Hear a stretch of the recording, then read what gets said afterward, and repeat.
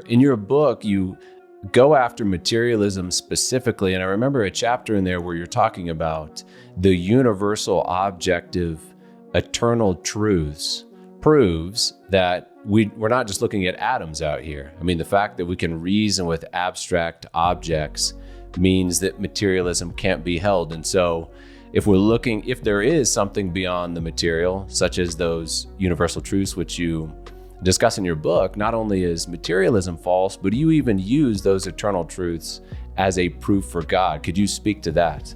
Sure, yeah, the argument's not original with me. This is an argument that St. Augustine of Hippo put forward. And I might summarize it in this way.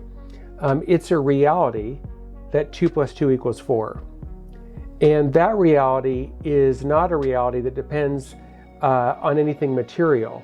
In other words, it's not a reality that has a particular weight, right? 2 + 2 = 4 doesn't weigh any particular amount. It doesn't have a particular length. It's not 10 feet long. It's not 2 feet long.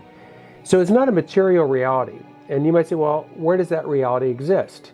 Well, it certainly exists in my mind. It exists in your mind. We all know that 2 + 2 = 4. But that reality doesn't simply exist in our minds. In other words, if every single human being died, it still would remain a reality that 2 + 2 = 4.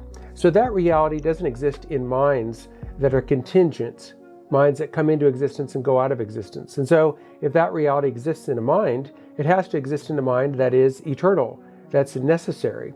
And so if it's true that 2 + 2 = 4, if that's really a reality, then we know two things. We know first that there are some realities that are not material, because again, that truth or that reality 2 + 2 = 4 is not material. It's not composed of atoms, molecules, etc. But secondly, if a reality exists either in matter or in a mind, well, the reality of 2 + 2 = 4 doesn't exist in matter. And if it exists in a mind, it can't be a contingent mind like ours. So the only kind of mind it could be is a non-contingent mind. In other words, an eternal mind, the mind of God.